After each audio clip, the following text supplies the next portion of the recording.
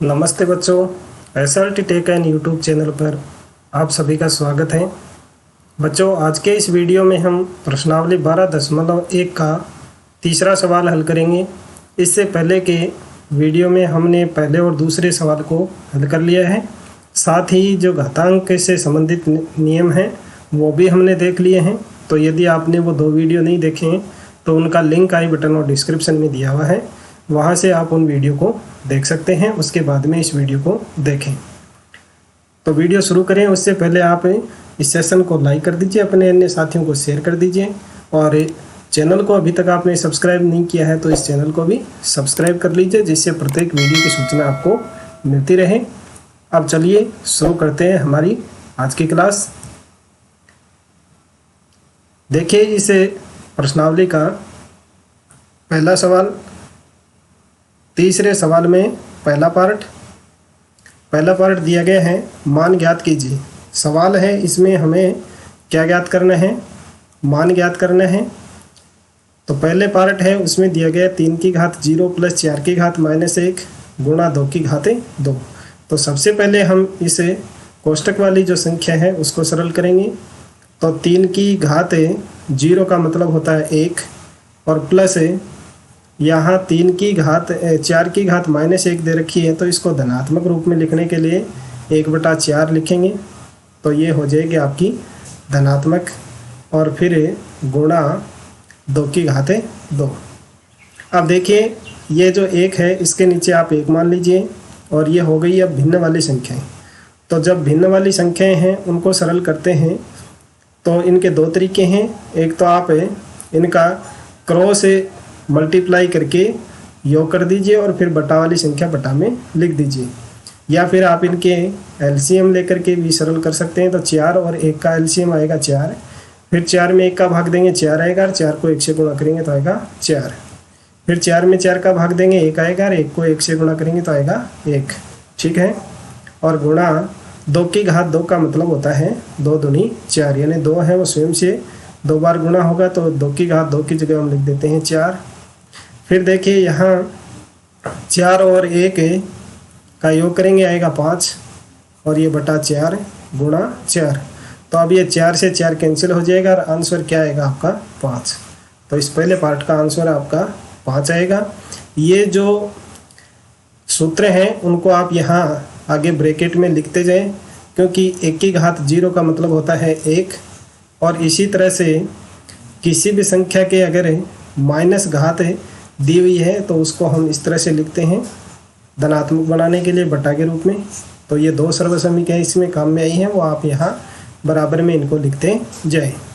अब देखिए इसका दूसरा पार्ट है उसमें दिया गया है, उसमें मान ज्ञात करना है आपको। तो सवाल है उसमें दिया गया 2 की घात -1 गुणा 4 की घात -1 भागे 2 की घात -2। तो सबसे पहले कोष्टक वाली संख्या है उसको सरल करेंगे और जो ऋणात्मक घात है उसको धनात्मक घात के रूप में लिखेंगे। तो 2 की घात -2 है, इसको धनात्मक लिखेंगे तो यह हो जाएगा 1/2 की घात 1। प्लस में यहाँ नीचे लिखने की आवश्यकता नहीं है। और 4 की घात -1 है, इसको धनात्मक रूप में लिखेंगे तो यह आ जाएगा 1/4। ठीक है। और भाग है इसी तरह से 2 की घात -2 है, इसको भी आप लिख दीजिए 1/2 की घात 2। अब सबसे पहले कोष्टक को सरल करेंगे। तो कोष्टक में देखिए यह है 1 एकम 1 और नीचे आ जाएगा 2 चौके 8, या इसको इस तरह से लिख दीजिए। चलिए 2 चौके 8 इस रूप में इसको लिख दीजिए, या घातांक के रूप में लिख लीजिए। सॉरी, एक बार इसको घातांक के रूप में लिख दीजिए 2 की घात, या एक बार इस तरह से लिख दीजिए। इसको 4 है उसकी जगह होता है 2 गुणा 2, तो यानी ये हो गई 2 की घात 3। ठीक है। और भाग इसको लिख दीजिए आप 1/2 की घात 2। ठीक है। अब आप इसको इस तरह से लिखिए, ये घात है इसको बाहर लगा दीजिए 1/2 की घात 3 और भाग 1/2 की घात 2। तो अब 1/2 है वो आधार है और ये घात है। तो आधार को यहाँ देखिए, आधार समान है, घात अलग अलग है, भाग की क्रिया हो रही है, तो आधार को हम एक बार लिखेंगे और जो घात हैं उनको घटा देंगे, आपस में घटा देंगे। पहली घात है उसमें से दूसरी घात को घटा देंगे। तो यहाँ देखिए 1/2 है, उसकी घात 1 आएगी, तो 1 यहाँ लगाने की आवश्यकता नहीं है। तो इसका आंसर क्या हो जाएगा 1/2। ये कैसे आया, हमने किस नियम से किया? नियम हमने लिया 1 की घात m बटा 1 की घात n, और इसको सरल करते हैं तो आता है 1 की घात m माइनस n। इस नियम के तहत ये आपका आंसर है, वो आएगा 1/2। अब देखिए नेक्स्ट पार्ट, तीसरा पार्ट है, उसमें दिया गया है 1/2 की घात -2 प्लस 1/3 की घात -2 प्लस 1/4 की घात -2। तो सबसे पहले हम घात है उसको धनात्मक रूप में लिखेंगे, तो ये 1/2 है, उसकी जगह हो जाएगा 2/1। तो बटा में 2 लिखने की आवश्यकता नहीं है, तो इसकी घात क्या हो जाएंगी 2 की घात 2 प्लस इसी तरह से 1/2 है उसको लिखेंगे 3/1, तो बटा में 1 लिखने की आवश्यकता नहीं है, और ये हो जाएगा 3 की घात 2 प्लस ये 1/4 है, इसको लिखेंगे 4/1, तो नीचे 4 लिखने की आवश्यकता नहीं, 1 लिखने की आवश्यकता नहीं है, तो ये हो जाएगा 4/2। ठीक है, यानी ये बाहर वाली घात है वो इस 1 के भी हैं और 2 के भी हैं। तो जब -1 के घात 2 होंगी और 2 के भी 2 होंगी, तो इनको आपस में धनात्मक बनाने के लिए ऊपर ले जाएंगे और ये नीचे ले जाएंगे। और अब 1 के कितने भी घात हो उसका मान हमेशा 1 ही रहता है। ठीक है, इसलिए नीचे 1 घात हमें लिखने की आवश्यकता नहीं है। अब देखिए इनका गुणा कर देते हैं। 2 की घात 2 का मतलब है कि 2 स्वयं से 2 बार गुणा होगा तो 2 दूनी 4 आएगा, और 3 की घात 2 का मतलब 3 × 3 यानी 3 × 3 9 आएगा, और 4 की घात 2 का मतलब 4 × 4 यानी 16 आएगा। अब इन सबको जोड़ेंगे तो कितना आएगा 16 और 4 20, 20 और 9 29। तो इस तीसरे पार्ट का आंसर हो जाएगा 29।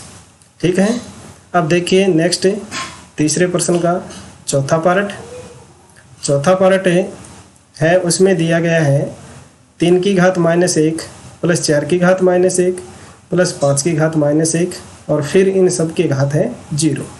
ठीक है, तो सबसे पहले हम इसको धनात्मक घात के रूप में लिखेंगे, तो ये हो जाएगा 1/3, और यहाँ अब इसके 1 घात लिखने की आवश्यकता नहीं है, प्लस ये हो जाएगा 1/4, और यहाँ भी इसकी 1 घात लिखने की आवश्यकता नहीं है, और 5 की घात -1 को धनात्मक रूप में लिखेंगे तो ये हो जाएगा 1/5, और फिर ये घात आ जाएगी इसके 0। अब सबसे पहले जो कोष्टक के अंदर जो भिन्न संख्याएं दे रखी हैं उनको सरल करेंगे एलसीएम लेकर के। तो इसका एलसीएम कितना आएगा 3 चौके 12 और 12 पंजे 60, 60 एलसीएम आ जाएगा। 60 में 3 का भाग देंगे आएगा 20, और 20 को 1 से गुणा करेंगे आएगा 20। ठीक है, और प्लस 4 का भाग देंगे 60 में तो आएगा 15, और 15 एकम 15, प्लस 5 का भाग 20 में देंगे तो आएगा 12, 12 पंजे 60। ठीक है, और ये हो गया 0। अब इन सबको जोड़ देंगे, 20 और 15 हो गए 35, 35 और 12 हो जाएंगे 47, 47/60 की घात 0। और जिस भी संख्या की घात 0 होती है उसका मान हमेशा 1 होता है, तो इस सवाल का आंसर होगा 1। यहाँ आप लिख दीजिए 1 की घात 0 बराबर 1। ये सर्वसमीका इसके अंदर काम में आएगी। अब देखिए नेक्स्ट पार्ट, 5 का पार्ट है, उसमें सवाल दिया गया है -2/3 की घात -2, और फिर इसके घात 2 है। तो सबसे पहले हम इसको लिखेंगे धनात्मक घातांक के रूप में। तो ये -2 है, इसको एक बार इस तरह से लिख दीजिए -2/3, और इसके घात भी हो गई -2 और इसके घात भी हो गई -2। ठीक है, और ये बाहर घात दी हुई है 2। अब देखिए ये माइनस घात है, इसको धनात्मक बदलने के लिए ये जो नीचे वाली संख्या है उसको ऊपर ले जाएंगे और ऊपर वाली को नीचे लाएंगे। तो यह हो जाएगा 3 की घात 2 बटा 2 की घातें -2 की घातें 2, और ये जो बाहर की घात है वो इनके गुणा में हो जाएगी, या इनको सरल कर लीजिए फिर इसके घात लगा दीजिए। एक बार इस तरह से लिख दीजिए इसके घाते 2। चलिए अब इसको सरल करते हैं। 3 की घाते 2 का मतलब है 3 तिये 9, यानी 3 है वो 3 से ही गुणा होगा तो आ जाएगा 9, और फिर -2 को -2 से गुणा करेंगे तो आएगा +4, और ये घाते 2। ठीक है। अब देखिए यहाँ जो 9/4 दे रखा है, 9/4 की घाते 2, तो इसको सरल करेंगे तो ये 9/4 है वो 2 बार गुणा होगा, 9/4 गुणा 9/4, तो 9 को 9 से गुणा करेंगे आएगा 81, और 4 को 4 से गुणा करेंगे तो आएगा 16। तो इसका आंसर हो जाएगा 81/16। तो आई होप वीडियो आपको पसंद आया होगा, तो इस वीडियो को कर दीजिए लाइक, और अपने अन्य साथियों को भी इसका लिंक है वो शेयर कर दीजिए, और चैनल को सब्सक्राइब करना ना भूलें। मिलते हैं एक नए वीडियो के साथ में, तब तक के लिए नमस्कार। इस वीडियो को देखने के लिए आप सभी का धन्यवाद।